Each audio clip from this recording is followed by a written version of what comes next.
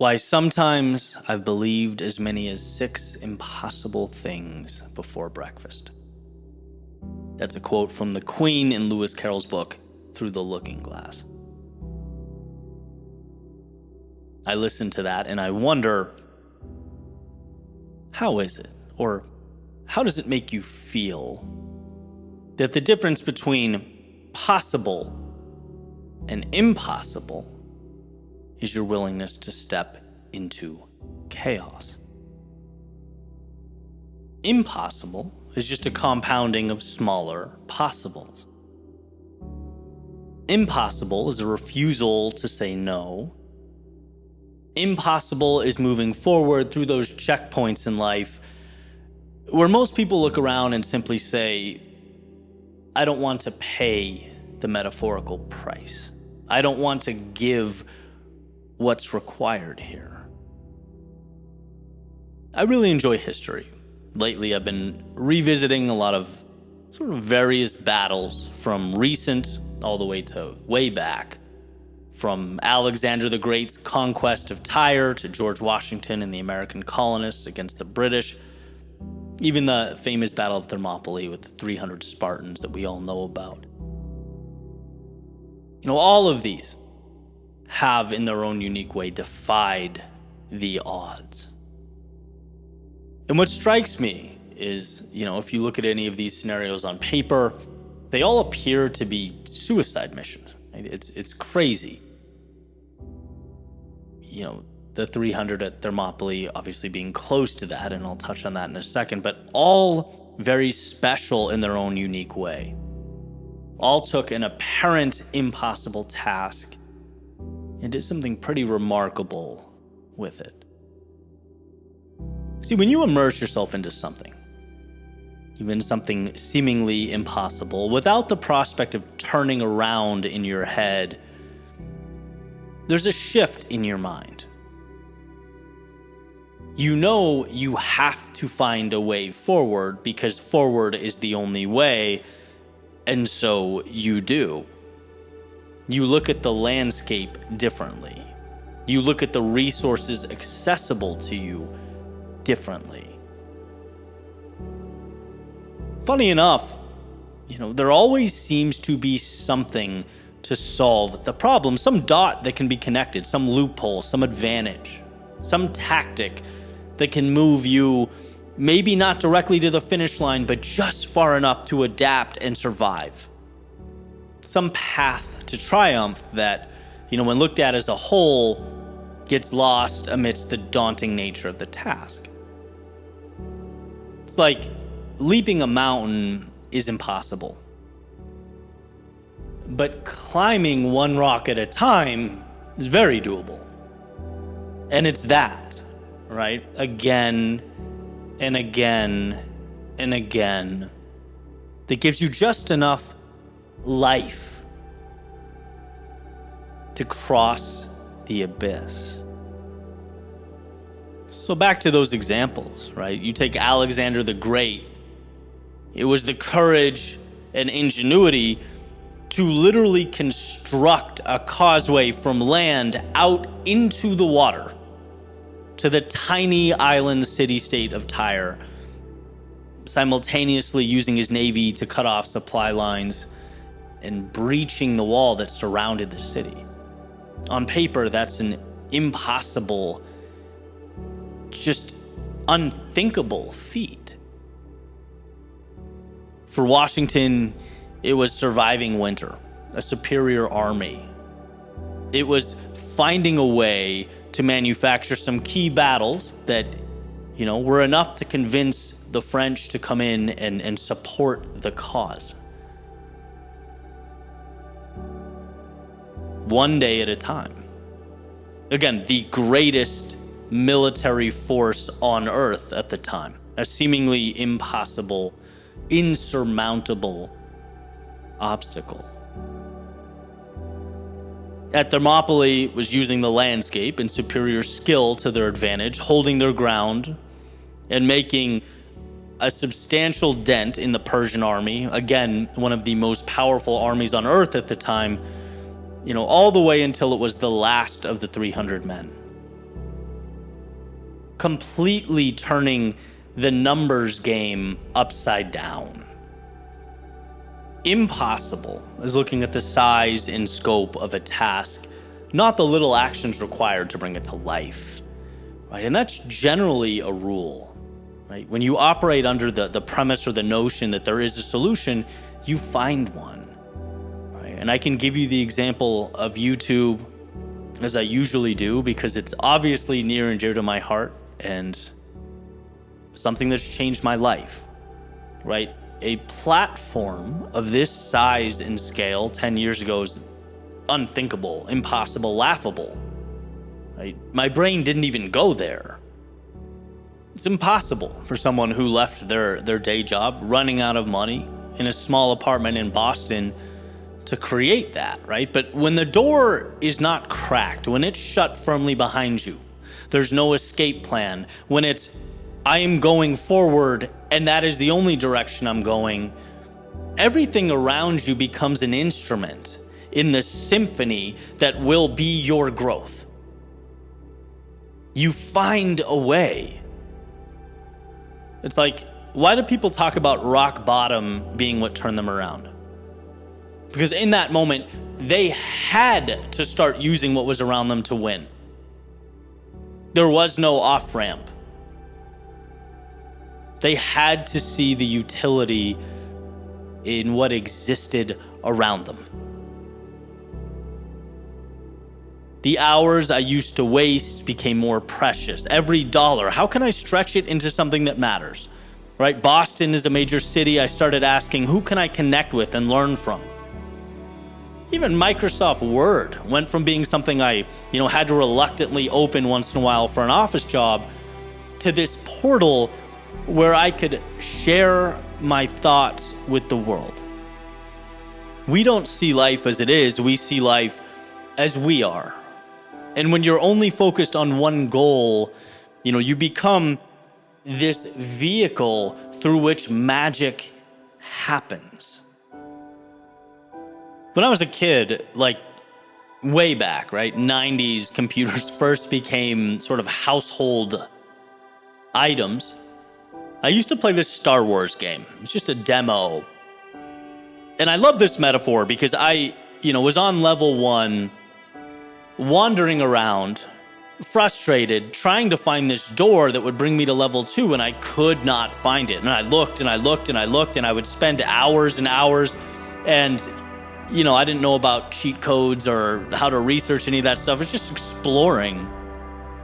And this is anticlimactic, but eventually there was a day where I found it, this camouflage door in the back. And I went through it and it brought me to level 2. And the reason I'm telling you this is because I believe that door exists for all endeavors. It's always there, right? Sometimes buried underneath layers of trial and error, sometimes behind miles and miles of road, sometimes hidden in plain sight. And so we need to remember, impossible does not mean cannot be done.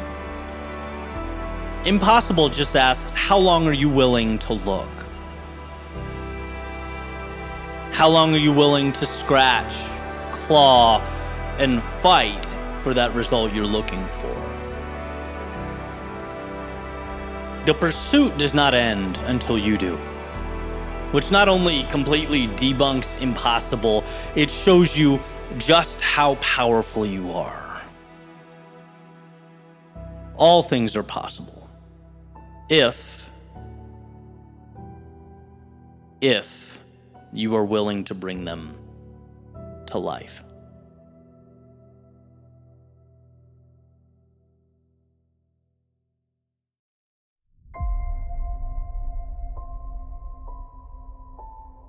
I was talking to my friend on the phone this morning, and he's been on a very long journey. A lot of highs, a lot of lows, but now he's doing incredibly well. He's heavily invested in real estate, has a very successful business. I mean, you talk about a turnaround, he's it. And he says, Eddie, do you know what the best part of all this is? When I get up in the morning, I think yes. I don't think, oh man, I wish I could sleep just a few more minutes. I don't wish for a little longer in bed. I think yes. And I found that moving.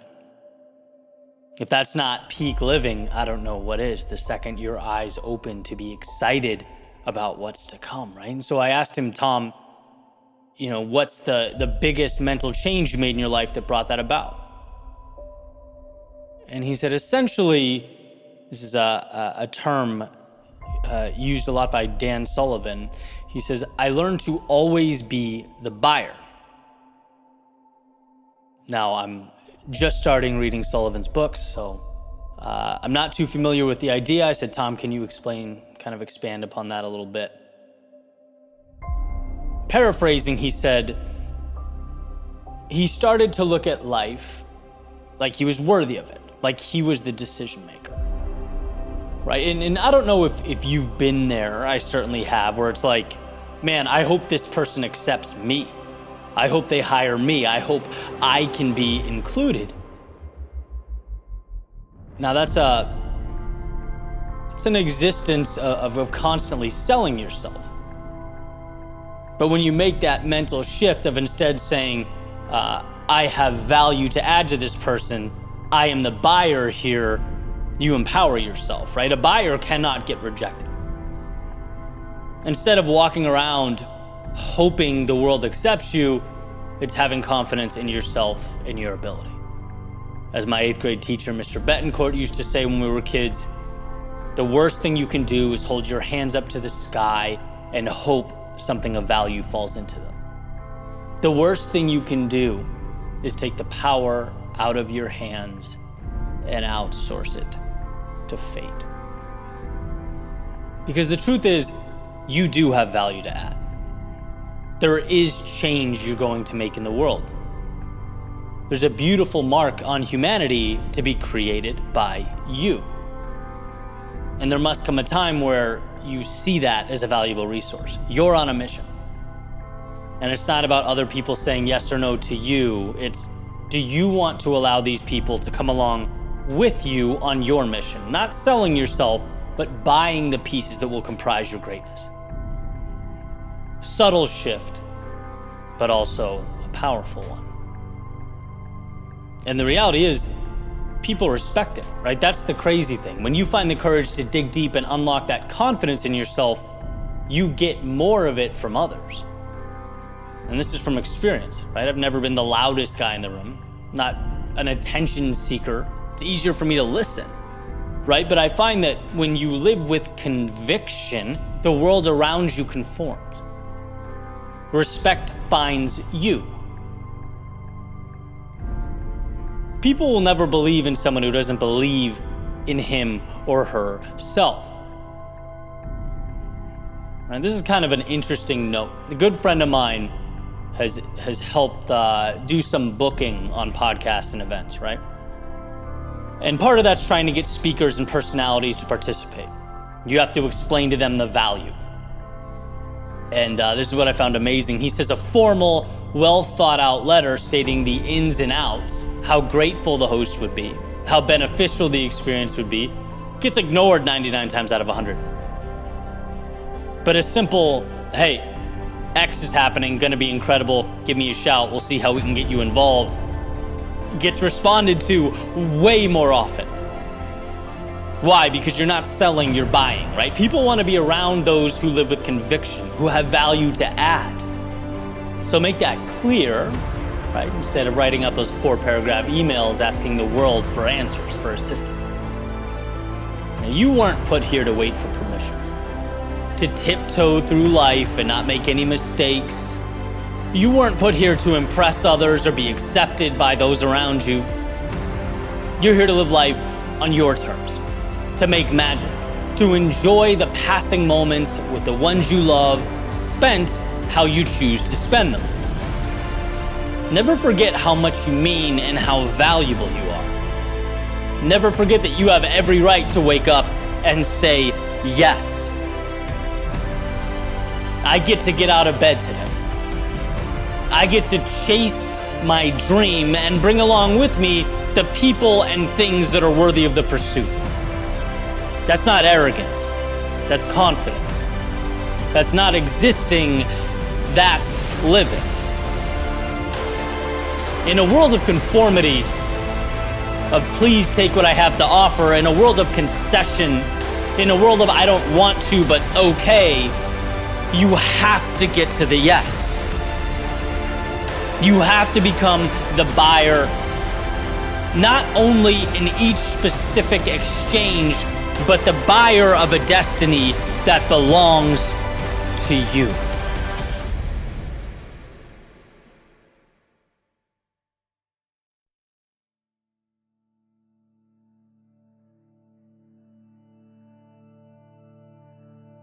The sunrise is not the best part.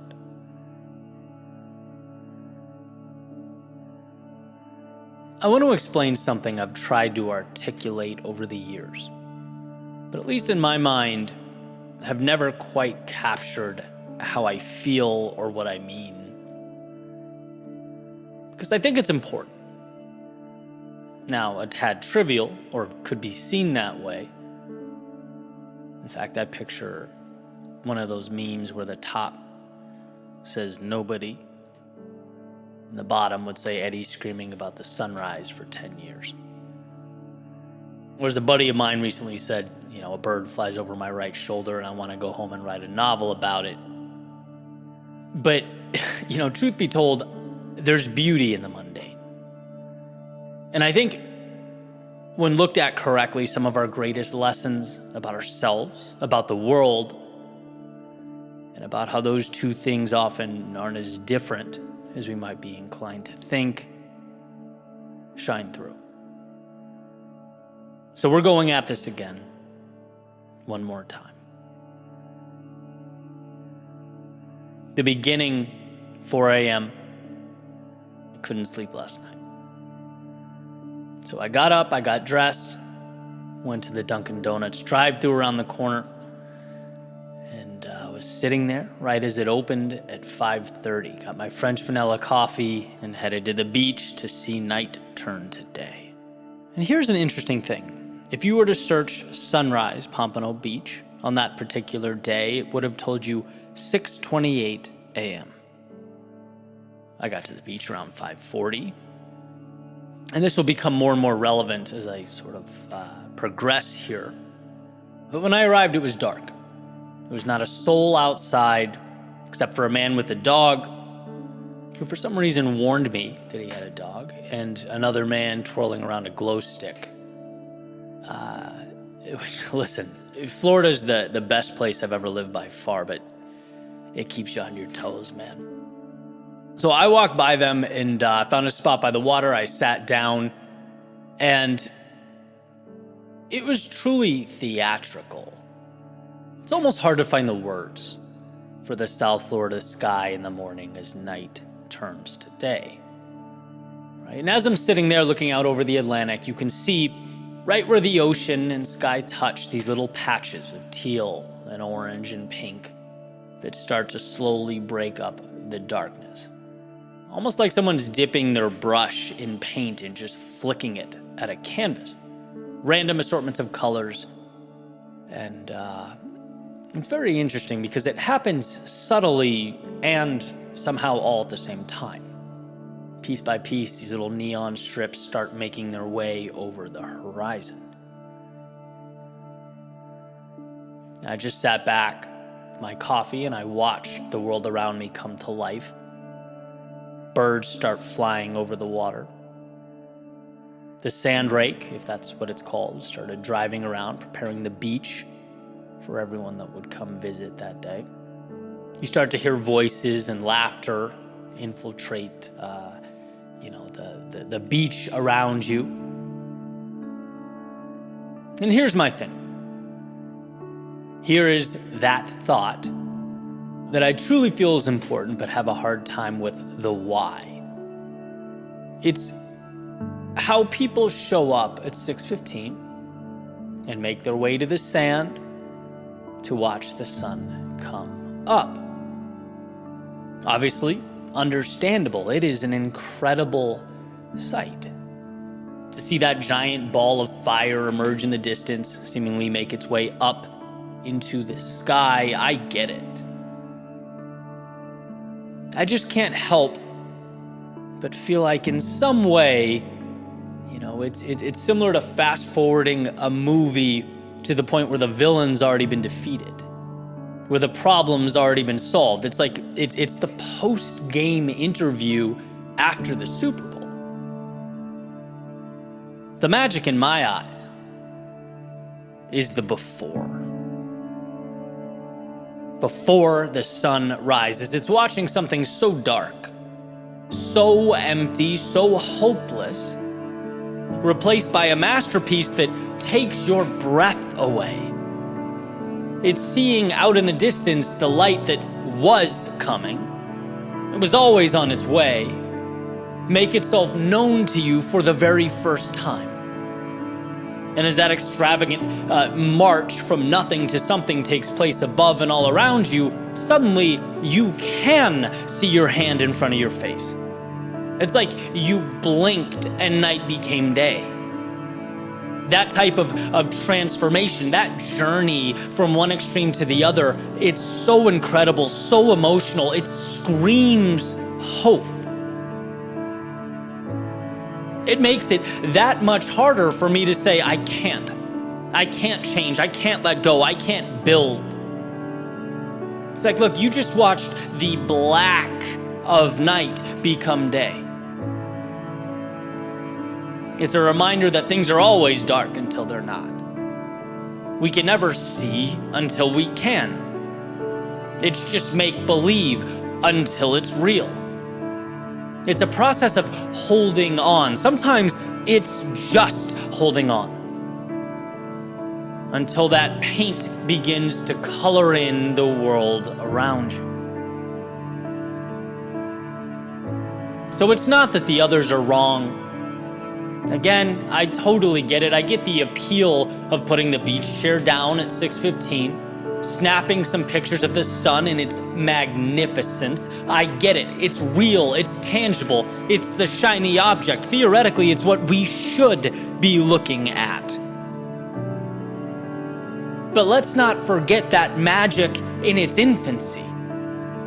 Because for everything that is, for every sun that rises, its origin was once darkness. Its beginning so convoluted and so bleak that it's only logical one would look around and fail to see reality stretching beyond those desolate confines. The world seems to like pointing out the shiny things and the obvious spectacles. But if you ask me, the power precedes that sun rising. The power is navigating through nothing, knowing that things will not only be different, but that a light show is soon to emerge. That the line between possible and impossible, between heaven and hell, is showing up. It's settling in and hanging on as the darkness fades and gives way to morning. It certainly reminds me to hold on. It reminds me that amidst every storm, I'm living moments that when zoomed out comprise the masterpiece. It reminds me to hold on, to find color, to see the beauty, to appreciate the journey, because the sunrise is not the best part.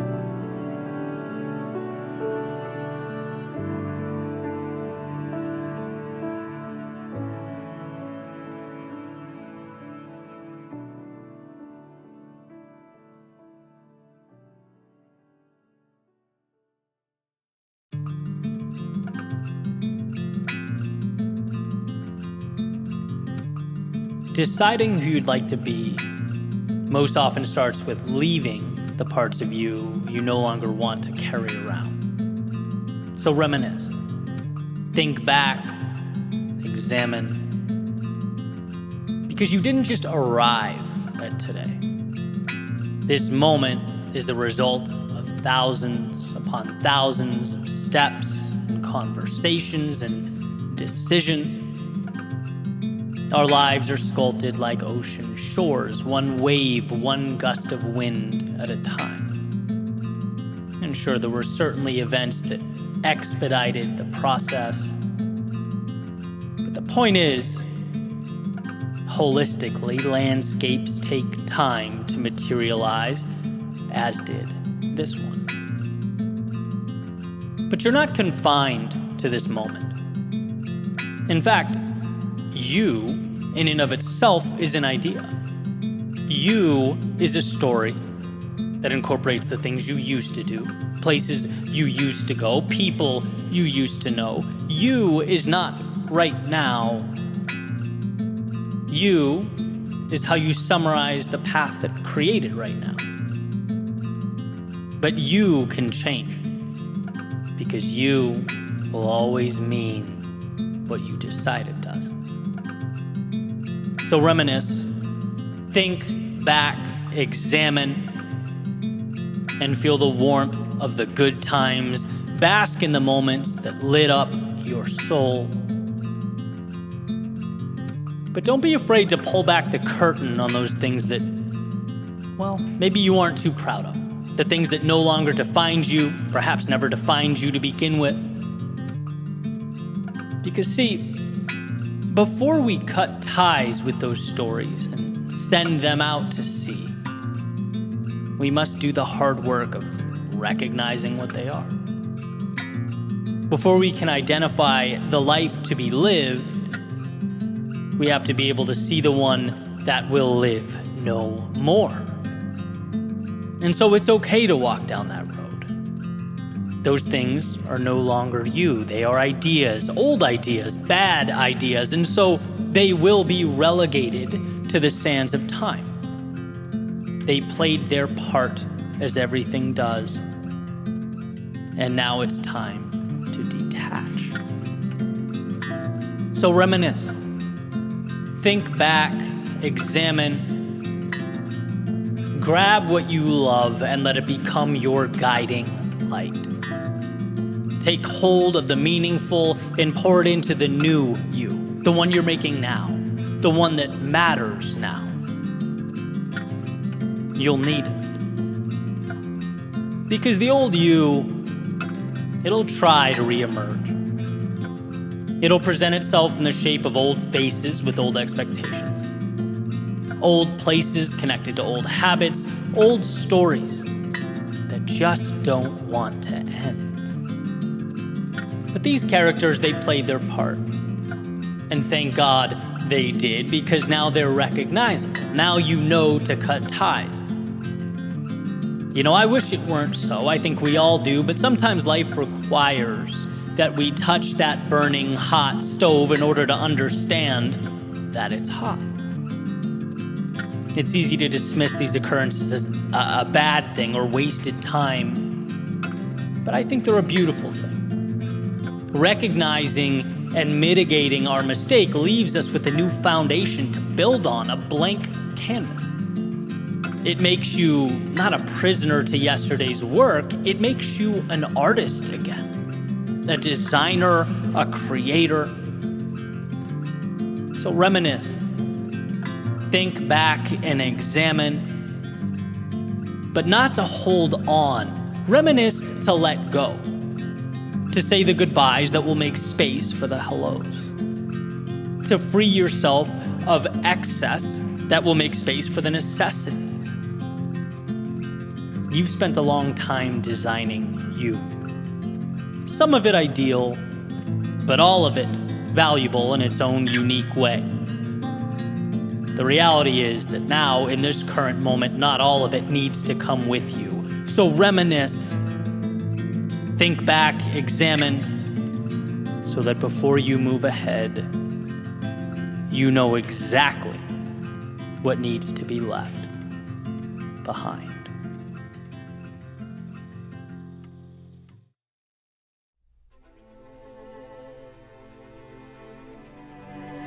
I could walk. But what if I ran. I could learn the rules, dedicate myself to efficiently following them. But what if I learned the rules to break them? What if I created a new game entirely? I could take who I was, polish it up, change my approach. But what if I completely recreated myself? What if I pushed yesterday out to sea like a paper boat in a storm and watched it sail away? Life is a game of levels. And believe me, no one understands the importance of showing up more than I. Fulfilling that promise to yourself that you'll be there for you. Standing tall and ready, willing to take the world on. But isn't it logical, once showing up has been instilled into one's DNA, once stepping forward has become second nature, to look around and ask, how can I show up in an even more powerful way? How can I take this walk to a sprint? Turn the few into many? How can I transform the I participated into I dominated? Because it's subtle, right? Moving from one level to another. There's no indicator. When does the right thing suddenly become not enough? When are we ready for more? It's a tough one. But for the few who really, truly, with all their heart want it, it's a question that must be asked. Perhaps it's when the hard thing becomes, well, routine. When you find yesterday's ceiling under your feet. Perhaps it's when the excitement has subsided. So look around and ask, is it time? Is it time to find a new level to elevate yourself to?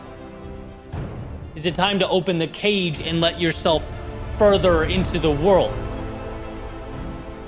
Because few find the courage to go, but even fewer find the courage to repeatedly ask more of themselves when life is heavy, when the road is untraveled.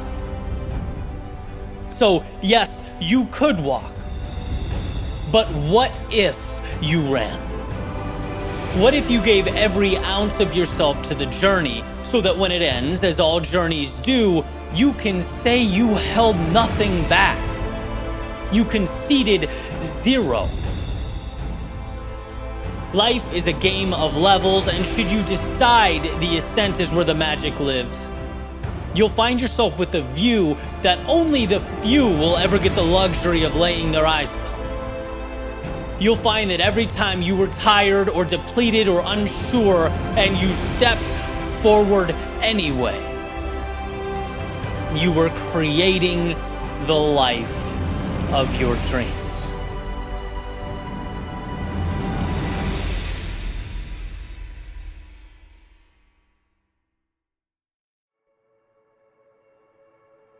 The other day, I was sitting in Miami traffic, looking out the window, and it dawned on me.